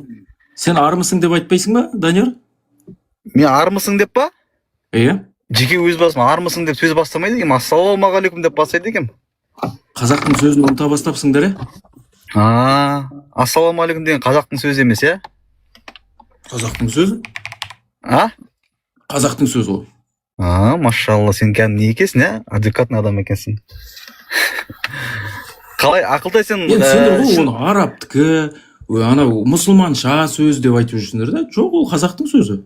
Ассалаумағалейкум қазақтың сөзі. Иә. О, керемет міне, машалла. Әдемі. Сен қай жақтықсың Ақылтай? Данияр? Мына жігіттердің жаңағы ананың подружкасы, пәлен түген деген сияқты сөздері сен деңгейіңе нормальный ма негізі? Сондай деңгейде сөйлесе бересіңдер ма? Жоқ, мен ондай деңгейде сөйлесем деген жоқпын біріншіден. Үндемегенге қарағанда сен келісіп отырғандай болдың да жаңа. Ескертіп отырмын бұларға, эмоцияға берілмеңдер деп. Сендерде олар күйдіргенсіңдер ғой, әбденше. Сендер ар жақта өздерінің эфирлерінде, басқа жақтарда біз күйдірсек, мұсылмандарды айтасыңдар ғой. Мені күйдіргенсің осылай деп. Сол кезде айтасың. Астында комментарияда жаңа күліп атсың ғой сен. Мысша, муслимді банана деп Алтай айтып жүрдіңдер ғой. Енді ол шынымен банана ғой енді. Жасы банана деп айтуға бола ма Ақылтай? Енді банана дегені өтірік қой енді. Мен ұштастырғысы келіп, ойбай, ана саусағы Мен мақтап, мына жерге сөйлестірейін деп отырсам. Нұрислам тұрғыш, мен Даниярға келіп отырған емес па? Данияр, мен мынадай сұрақта менде. Мен ағамды айтады біреулер ойбай имам деп. Ойбай, мен біразынан сұрадым, осыған жауап жоқ. Мен просто көшеде өтіп бара жатқан біреу деп қабылдаңдар да, өздерің жауап беріңдерші, өтініш. Мен Данияр деген, оказывается, діни өлімі бар адам екен, оқып келген адам екен деп. Содан біліп алайық. Бұл бір тұқырту мақсатындағы емес, басқа мақсат емес. Құранда анық жазылып тұр да. Пенделер, Алланың халал еткенін харам етпеңдер, харам еткенін халал етпеңдер дейді. Олар құтылмайды жазадан дейді. Енді халал деген Құдайдың, Алланың рұқсат еткені. Ол міндет деп тұрған жоқ қой. Ал харам дегені запретный деген сөзді тыйым салма. Енді бір мұсылманның баласы кейін ер жетіп, ал енді үй болайын деп, отау түгейін деп, келін таңдамайды емес па? Сөйтетті айтады екен, мен мына небере қарындасымды жақсы көріп қалдым дейді. Енді осы жерде сіз оған запрет болсаңыз, мұсылман оған запрет қойса, яғни харам етсе, онда ол жаңағы Алланың харам еткенін халал қылма, халал еткенін харам етпе дейді ғой. Соған қайшы шығып қалмай ма деймін да, біздің ұрпақ не болады? Болды ма, осы ма? Осы ғана, мен шығарып жіберсеңіздер болады, жауап берсеңіз болды ғой. Ақылтай, сен негізі осылай сөйлейсің ба, әлде андай не істеп жатсың ба, сарказм ба бұл? Мен шынымды, мен осының жауабы білмеймін. Жоқ, сөйлеу тоныңды айтатын. Ойнатып отырғаным ғой. Онда мен де солай жауап берейін саған онда, Ақылтай. Олай ойнатпа Ақылтай, бәріміз ең алдымен бір қазақпыз, дұрыс па? Сен қандай сенімде боласың, мен қандай сенімде болайын. Әркім өзінің сенімі үшін өзі сұралады, өзі жауапты, өзі білет таңдау еркі өзінде, бірақ қазақ болғандықтан олар бір-бірін сарказм жасап, не істемейік, иә. Мысқылдап қойылған сұрақ. Ойбай, подружкасы деп отырғанда үндемедіңіз ғой, қоя салыңызшы. Мен айтқан жоқпын ғой саған оны. Ақылтай тыңдасайшы. Өздерің араларында дегенде қанша балаға жарайды, мен микрофон өшірейін. Иә, сен өздерің араларындағы мәселе ғой. Мен сен подружка деген жоқпын, мен сен балаға аттаған жоқпын, мен сен сарказм жасаған жоқпын. Сен маған сөйлеп тұрсың, сарказммен солай сөйлеп тұрсың да. Мысқылдап ол мұсылмандық сенім неден бөлек кәдімгідей. Қазақтың өзінің дүниетанымының өзінде адам егерде мысқылдап бір сұрақты қоятын болатын болса, оған естіген жауап қабылдамайды да. Адам мысқылдап қойған адам қабылдамайды. Жарайды, соны да айта кетейін мен саған. Сен айтып отырсың ғой, Алла тағала бір нәрсені адал деді, және бір нәрсені арам деді. Алла тағаланы адал деген нәрсесін ешкім арам ете алмайды, ешкім арам деген нәрсесін адал ете алмайды. Бұл бүкіл мұсылмандардың кездесетін нәрсесі. Енді бір адам өзінің немере қарындасына үйленем десе, шариғат оған не деп айтады? Шариғат оған үйленуді міндеттемейді біріншіден. Егер де біреу үйленіп қойса, үкімі қалай болады деген кезде жоғарыдағы аятқа жүгінеміз. Үкімі қалай болады? Арам істеді ма, адал істеді ма? Ол адал нәрсе істеді деп айтылады. Ол заңда да оған тыйым деп ешкім айта алмайды, түсіндірсіздер ме? Бірақ ислам діні әу баста үйленбей тұрған кезінде оған не деп насихат етеді? Алыстан қыз ал деп насихаттайды. Енді оған мұсылман өзінің ойына негізделіп алыстан қыз ал деп айтты ма? Жоқ. Пайғамбарымыздан сахих хадис келген. Алыстан қыз алыңдар деп келген. Пайғамбарымыздың алыстан қыз алыңдар, алыстан қыз алған жақсы деген сөзі Құран кәрімдегі немере қыз болсын, немесе бөле болсын, соған үйленудің арам екендігін білдірмейді. Түсінесіз бе? Құрандағы ол аят. Егер мұсылман істеп қойса сол істі, оның үкімі қалай болады? Аллахтың құзырында қалай болады деген нәрсе үшін түсірілген ол. Түсіндің бе, Ақылтай? Дұрыс, өте дұрыс. Демек, мұсылман ұлы келіп, әке, мен немере қарындасымды алам десе, оған қарсы болмай керек, иә? Қалай қарсы болмау керек? Мен бір нәрсе айтып кетсем бола ма осы жерде? Білмеймін ғой, енді осыған жауап берсеңізші.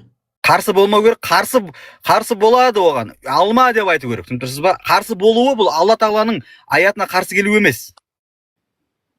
Қалайша? Логикасын түсіндіріп жіберіңізші. Солай. Алла халал етіп тұр, рұқсат етіп тұр. Оны сіз тыйым салып тұрсыз, әкесі болып. Жоқ, тыйым емес ол. Абзалдық жағынан. Алма дей ма? Абзалдық жағынан алма дей ма? Алланың халал еткенін харам қылу абзалырақ болып тұр ма сонда? Қалай харам қылу абзалырақ? Халалды харам қылу абзалырақ болып тұр ма сонда? Жоқ. Бұл жерде ұстаз, бұл жерде ол адам шариғатта запрет деп тұрған жоқ қой, шариғатта запрет қояды деп тұрған жоқ, просто алма деп запрет қояды болды. Шариғи запретті тек қара, мысал үшін сен Қазақстан қоғамда өмір сүріп жатсың, дұрыс па? Бір нәрсені болады, болмайды деп айтатын кім бізде? Конституция, дұрыс па, Ақылтай? Иә. Конституция. Дәл сол секілді біздің ол әлгі кімдерге өзінің немере қарындасын алатын адамға бұны алма деуіміз шариғи баға құқық емес. Түсінесіз ба? Пайғамбарымыздың хадисіне негізделе отыра біз алыстан қыз алғаның дұрыс деп айтамыз. Ал егер алып қойса ше, арам нәрсе істемеді. Жоқ, мұсылман баласына қой деп запрет қоя ма, әлде запрет қоймай ма? Сол керек. Шариғи құқық бойынша қой деп айта алмайды. Болды ғой, енді мен осының жауабын сұрайым, бәрі шошиды, не қып сен деген провокация жасап отырсың. Осындай. Түген деп. Міне, анық айтып отыр Данияр ұстаздарың. Міне, анық. Мысал келтірсем бола ма осы? Адам арақ ішті да, Қазақстан арақ ішті да, алкогольді. Сулейманов бір минут. Қазақстан Республикасының конституциясының заң неке бабы бойынша да не емес қой? Бола береді ол. Дұрыс айтты. Мынау дұрыс айтты. Ақылтай, дәл осы жерден мысал сұрақ қойшы конституция бойынша. Конституцияда рұқсат, дұрыс па? Енді сен алма деп айтсаң, конституцияда рұқсат етілген нәрсеге тыйым салынған боласың ба? Алма деп айтсам? Иә. Конституция ал деп тұрған жоқ қой? Алуды тыйым деп тұрған жоқ. Тыйым деп тұрған жоқ. Ата заңда халал сендерге, ол сендерге Алланың берген несібе ризығы деп тұр ма екен? Қара, егер де ата заңымызда бір нәрсеге запрет келмеген болатын болса, ол істеуді білдіре ме, істемеуді білдіре ме? Істеуге? Запрет болып тұрса, істемейсің. Жоқ. Рұқсат беріп тұрса, істейсің. Запрет келмесе, мүлдем. Запрет жоқ болса, істей бересің. Енді сен саған кеп айтса біреу, Ақылтай, жоқ, немере қарындасыңа сен ойын кетіп қалған екен. Оны алма бұны десе. Қазақстан оған тыйым салып тұрған жоқ. Сонда Қазақстан тыйым салып тұрған жоқ. Сонда сен оған тыйым салған боласың ба? Қазақстан басқа көп этносты мемлекет болғаннан кейін басқа диаспораларға мүмкіндік беру үшін ғана ондай заң тыйымды жалпақ заңға енгізбейді. Ал бірақ қазақтардың өз жазылмаған заңы жеті ата дәстүрі. Қалай сен жеті ата заңы деген нәрсе ол жаққа кірмей қой. Дәл қазір нәрсемен айт. Сен жеті атаңды сен түгелді толық білмейсің. Үш атаға дейін алған ба, жеті атаға дейін алған ба, алмаған ба, абсолютті шындық емес. Ол алғандар бар ғой. Мына Мойбос көрсетті ғой жаңа жеті ата деген Жамбыл Артықбаевтың зерттеп шығарғаны деп ше. Ойбай төрелерге қатысты ол болмайды екен деді ғой жаңа. Сол жерде өздерің үкім қылып алып отырған жерлерде жеті ата дәстүрін бұзып, жақыннан қан араластырғандарды өлімге кешкен высшая мера наказания. Қабылдайсыңдар ма? Жаңа қабылдап отыр едіңдер ғой төрелер. Өтірік айтпа. Қай бетінде айтшы? Тауып берсін. Қай бетінде ашшы? Прям қазашын. Так, өлім жазасы деген. Фактімен сөйлеге Ақылтай, дәл сен қашпа, бұл қашамайсың енді. Данияр, соны көрсетсем не болады қазір?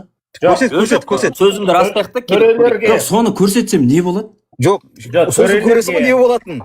Жоқ, төрелерге. Ана қашып кетейін деп отырсыңдар да, нақты айтыңдар. Мен ұят болып қаламын деп айтыңдар сол кезде. Ұятым бетіме шығатын. Қара бет атанам деп па. Қазір 1 минут жігіттер. Ақылтай. Мойбос айтты, оны құжатпен дәлелдеп көрсетті да. Біз де саған айтып жатырмыз да. Давай құжатпен көрсетші деп жатырмыз. Жақсы. Онда мен үлкейтіңдер. Төрелерді неге естемеген? Соны айтшы. Жоқ, сен айтсай, просто мен ағаз ашамын. Жоқ, сендер төрелерге қатыстысын қабылдадыңдар, енді мынаны да қабылдайсыңдар, е? Мен ашайын микрофон. Көрсетсе енді, төрелерді өлім жазасын кескен болсын да? Үлкейт. Данияр? Төрелерді өлім жазасына кескен ба деймін? Тұра тұр қазір. Үлкейт. Міне өлім жазасы нұсқасы, міне екінші. Сонымен бірге өлім жазасына жеті ата дәстүрін бұзған, туыстың арасын ашып қан араластырған деп тұр. Дұрыс, жақын туыстар арасындағы неке адамдармен немесе некесіз туған баласын жұрттың сөзінен арланып өлтірген әйелдер кесіледі дейді. Көрсеттің ба не болды? Еркектер ше, еркектер. Не ғой? Әйелдер деп бітіп тұрсың ғой. Қайдағы әйелдер? Не қойып отырсыңдар? Әйелдер сонда еркекпен емес, әйелмен қан араластыра ма жақыннан? Тұра. Логикаңды түсінбедім, Нұрислам, тоқта. Сен сонда Нұрислам, тұра тұршы, енді мен сұрақ қойып олайын. Сен сонда бұл әйелдерге қатысты деп жеті ата дәстүрін бұзып, ойбай арасын ашып қан араластырған деп әйелдерге қатысты айтып отырсың ба? Сонда әйел еркекпен емес, әйелмен қан араластыра ма сонда? Тыңда, сонымен бірге өлім жазасына деген оқыш тұрса. Преамбула дегенді білесің бе сен заңда? Оқысаңдаршы өздерің, міне тұр ғой. Я оқыса енді. Оқысаңдаршы, мен оқып бердім ғой. Оны мен қара, сонымен бірге өлім жазасына жеті ата дәстүрін бұзған, туыстың арасын ашып, қан араластырған, дроп, жақын туыстар арасындағы неке, дроп, адамдар немесе некесіз туған баласын жұрттың сөзінен арланып өлтірген әйелдер кесіледі. Әйелдер деп тұр соңында. Кім кесіледі? Бұл әйелдерге ғана қатысты деп тұрсың ба? Мен дроп деп әдейі айтып тұрмын ғой, Нұрислам. Жоқ, мен түсінбей тұрмын просто. Мен именно мына сөзді түсінбей тұрмын да, мен өзімше негізі госслужбада кәдімгідей норма творчествомен айналысқан адаммын да. Біз ана кодекстарды жазған кезде кәдімгідей қай жерде түсініксіз болады, сол жерде примечанияда именно... Жақсы, мен лингвистпін ғой, мен түсіндіріп берейін, мына дроп бола ма? Мына жерде дроп тұр ма? Демек, мыналар бірыңғай мүше деген сөз. Бірыңғай, бірдей, тең мағыналы сөйлемдерді осылай келтіріп отыр. Яғни, мына пункттар деген сөз. Кімдер деген кезде пункт. Мына жерден басталады, жеті ата дәстүрін бұзған, астына жақын туыстар арасындағы неке, пункт астында адамдар немесе некесіз туған баласын жұрттың сөзінен арланып өлтірген әйелдер кесіледі деп. Жақсы, қан араластырылған деп тұр мына жерде, я? Осы жерде қан араластырған дегенде біз еркекті де әйелді де табамыз ба осы статьяда? Әрине. Оған қандай дәлелдеме бар? Жеті ата дәстүрі туралы не екенін біліп алшы, Google-да. Жоқ, мына статьяның баптың орындалу функциясы болады да. Мен саған просто реально түсіндіріп жатырмын заңменше. Мына жерде мысалға осындай непонятный түсінік болса, уже конституционный кеңес бар емес па? Сол осы жерде түсініктеме береді, ашықтап береді. қалай орындалатынын, қалай жүзеге асатынын іс жүзінде ше. Мына жерде непонятный, түсініксіз. мынау конституция емес, мынау жеті жарғы, мынау білесің. Жоқ, мен саған вообще как норма творчествоны айтып жатырмын мен саған. Норма творчества деген білесің ғой, иә? Мұны үтіктеу керек дейсің ғой жалпы. Жоқ, өтіктеу керек емес. Мына нәрседе түсініксіздік. Нұрислам, тұра тұршы, ақылтай. Көрсеттіңдер, көрсеттім. Неге? Жарайды, қара, ақылтай. Дәл осы пункт, осы үкім бүкіл қазаққа бірдей таразы болған ба? Әрине. Сон дәлелде енді. Бүкіл қазақ осымен жүргендігін дәлелде. Міне тұр ғой, жарғы тұр ғой. Да, төрелерде исключение тұр ғой, ақылтай. Олай исключениені оқып тұрмыз. Қай беттесің? Енді бүкіл қазақтың ішінде төрелер жүр ғой, ақылтай. Қай беті. Төре қазақ емес пе сонда, ақылтай? Ашып берші, мой бос ашып берші. Қай бетінде? Қазір ашып бере салады, мой бос ашып бере. Іздемей ақ қой сен қазір саған жеңілдетіп ашып бере салады үшін. Жоқ, ашып бергенде сендер не ашып отырғандарың түсініксіз да?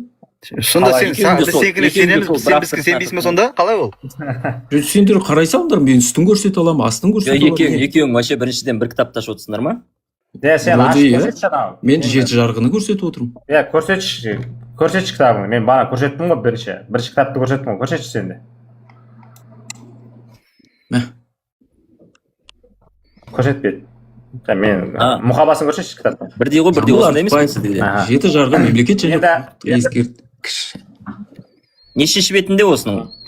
Жаңағы ма 171-де. Жоқ, мой бос нешінші бетінде жаңа төрелерге қатысты. Қай бетін айтшы, көрсетші төрелерге. Қазір. Бір минут. Осы мына жерде тағы да бір пунктін көрсете салайыншы. Құдайға тіл тигізген адам, егер тіл тигізгенін 7 адам дәлелдеп куәлік берсе, өлім жазасына кеседі. Өлім жазасын шариғат талабына сәйкес таспен ағытып өлтіреді. Онда сендер бірінші кетейін деп тұрсыңдар ғой. Сендер бірінші кетейін деп тұрсыңдар ғой онда. Құдай қазір ұрыс басталып кетеді. Жаңа статьяны ашайықшы. Жоқ, рас қой. Бірінші сендер кетесіңдер ғой. Біреудің құдайын сендер лағнет айтып, пәлен түген қылып Жоқ. Неге ұрыса бересің, Құдай? Иисус құдай емес, Иисус неге сыйып шыққан? Әдеппен тәртіппен отырайық, жігіттер, әдеппен тәртіппен отырайық. Жаңағын ашып берейік саған. Төрелерге қатысты ашып берші, мой бос. Қазір ашып беремін. Бұл жерде именно Құдайға, именно ислам дініндегі жалпы айтқан кезде шариғат бойынша өлім жазасы кесіледі. Түсіндің ба? Қой, мынау шариғат емес қой, жеті жарғы шариғат емес қой, құрсын. Шариғат үкімі бойынша таспен атып өлтіріледі деп тұр ана жерде. Дұрыс. Солай ма? Шариғат бойынша неге келінін алған қодарды өлтірді онда? Неге пайғамбар келінін алады, ол нормальный саналады, үлгі қыласың? Ол жерде бөлек мәселе, ол неке қайдағы шариғат не айтып отырсыңдар? Пайғамбар бұл жерде неке жоқ. Қодардың мәселесі басқа вообще, басқа тақырыпқа. Қодар вообще некесіз үйленген ғой ол. Иә, вообще басқа тақырыпқа кетіп баратсың. Ол некесіз үйленген деп Құдай рұқсат етті деп келінін ала беру нормально ғой, иә? Нормальный емес, ол ешкім саған нормальный отқан жоқ бұл жерде. Сонда пайғамбардікі не нормальный ма не? Не айтып отырсың, Нұрислам? Пайғамбар келін алды ма не? Пайғамбар келін алды ма не? Пайғамбардікі ненормальный деп отырсың. Жоқ, тұрасың, Ақылтай, пайғамбар өз келінін алды ма, өз келінін? Иә, келінін алды ғой. Кім келіні? Білмеймін, өздерің шешесіңдер ғой. Ақылтай. Демек келін алмай алды ма, Данияр? Ақылтай. Данияр, мен келінін алған жоқ. Келінін алмады, иә? Сен шатастырып жатсың. Демек ана асыранды баласы оған Құранның өзінде жалып тұр емес па? Ойбай, саған Құдай рұқсат етті қорқуға, сен аналардан қорғасың, бірақ Құдай ғана қорқуға лайықты деп. Вот сол жерде балаң емес деп айтып тұр ғой. Бала емес, қазақтар айтады, бала баққандікі дейді, тапқандікі емес дейді. Не айтып отырсыңдар көрсін? Мойбос секіре бермеш болды, Ақылтай. Өтірік, короче, жала. Мойбос ашшы жаңағына. Не жала деп Ақылтай, Ақылтай. Мынау қуат екенсіңдер ғой сен. Міне, қара, жаңа төреге қатысты айт. Қай бетінде айтшы беш? 128 бет, мына. 128. Осы жерде, мына 128 бет, мына 129 бетте. Төре, мен үлкен қойып жүресіз бе? Дәке. Төре тұқымының некеде 7 артта сақтау шарт емес. Төре тұқымына некеде 7 ата тәртібін сақтау шарт емес. Сонда біздің хандарымыз қазақ емес па не? Или біздің хандарымыз сонда не тексіз ба не? Болмаса біздің қазақтың хандары сонда не то қазақтар ма не? Или шала қазақтар ма? Не айтқың келіп тұр сонда сен? Так, енді жауап берейін. Жаңа Абаданға да осылай сұрақ қойып отырсыңдар ғой. А кім айтып отыр олар не то қазақ тексіз деп? Сендер енді қайта как будто бүкіл Сендер де біреудің сөзін маған алып келіңізші, мойбос. Жоқ, тоқта. Тыңда, мен сені мазақ қылып жатқан жоқпын ғой, Құлтай. Мен сені мазақ қылып жатқан жоқпын, не болды сен жеке өтіп? Жоқ, сен менің айтқан сөзімді алып келсеші. Жоқ, қарасай, тыңдасай бер. Сенен Жаңа айттың ғой сен, жаңа айттың. Нұреке білмейді. Жаңа Дәкең сенен сұрады. Жеті ата бүкіл қазаққа ортақ па деп, сен ортақ деп айттың ғой осы жерде. Бәріміз естіп отырмыз ғой. Иә, ортақ. Енді қара, сонда төрелер төре тұқымдары сонда қазақтар емес па не? Қазақтар неге ондай сұрақ қойып отырсың? Откуда? Енді ондай болатын болса, төрелерді исключение болып тұр ғой мына жерде. Исключение деген болып тұратын нәрсе емес пе енді? Заңда.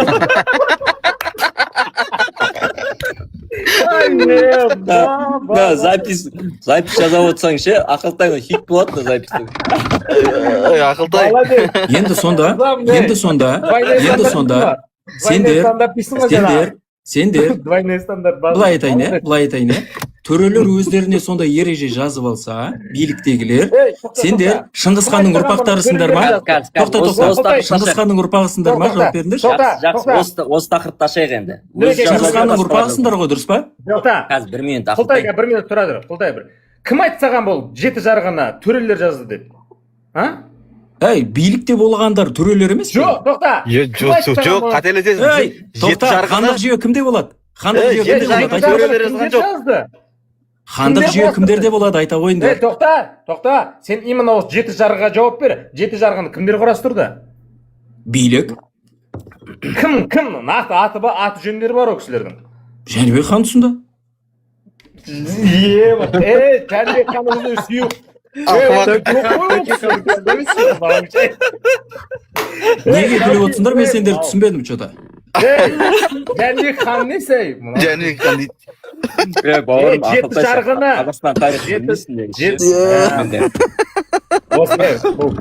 Не қойып отырсыңдар? Ай, Тәуке ханның тұсында мен Жәнібек дедім ба? Тәуке ханның тұсында. Комментарияны оқып отырмын. Аста жазғанды оқып отыр. Ай, Ақылтай, ақ көңілсіз ғой. Жоқ, сендер қызықсыңдар да. Мен білемін сен мұсылмансың, Ақылтай. Былай дейді да. Жоқ, басқасы басқа деймін да. Ақылтай, сен мұсылмансың, иә? Былай да, получается, мен бірдеңеден қателесіп қалсам, ол ислам факт, ойбай, ақиқат деген сөз ба? Или сендердің мықтылықтарын көрсетеді ма? Ондай нәрсе айтып жатқан жоқ. Ол менің қателескенімді ғана көрсетеді. Мен алдында Ақылтай, қатарлас сөйлеспеңдерші. Ақылтай, мен математикадан сөйлей алмаймын мен ше. Физикадан сөйлей алмаймын. Неге? Ай, Данияр, мен сөйлеп бітейін да. Әй, мен Тәуке ханның тұсында дегенді Жәнібек деп айтып отыр екенмін да. Иә, қателесіп қаппын. Бірақ мен алдында бір видео түсірдім да. Ана қаздарға қарап тұрып, аққу деп, немесе аққуға қарап тұрып, қаз десем, сонда қаз мені жегізіп тастады деген бола ма? Осы логикаға жауап беріңізші. Жеті жарғы қай кезде айта қойыңдаршы. Мойында шеш. Әй, жауап берсеңдерші енді. Ақылтай. Мен жауап берейінші. Мен, короче, келдім. Даниярға рұқсат па деп сұрақ қойдым. Ислам бойынша ол рұқсат етуі керек деді. Данияр, енді маған біздің ұрпақ не болатынын айтсайшы енді.